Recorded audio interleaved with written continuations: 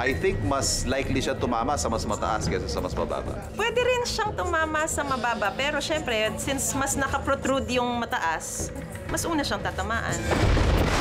Lightning fact number 2, hindi lang sa matataas na lugar tumatama ang kidlat.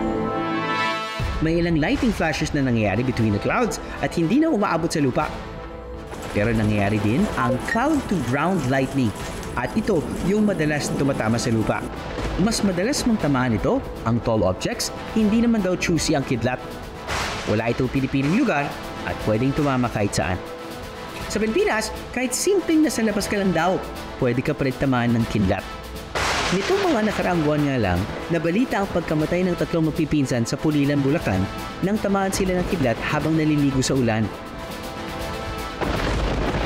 So siguro yung dapat lumayo sa yung plane.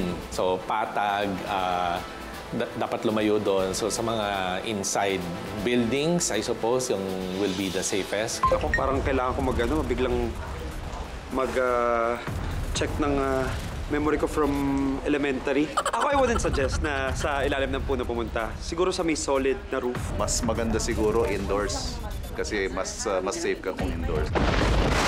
Lightning fact number 3, pandiligtas sumilong sa ilalim ng puno tuwing kumikidlat.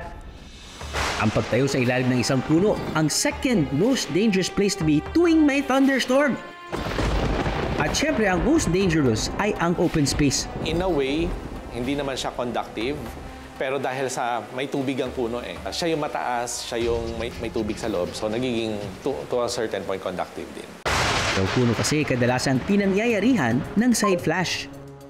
Sa side flash, tumatalon papunta sa biktima ang kidlat na tumama sa mas mataas na bagay. At sa lighting science, bukod sa side flash, ay pwede ring tumama ang kidlat sa iba pang paraan.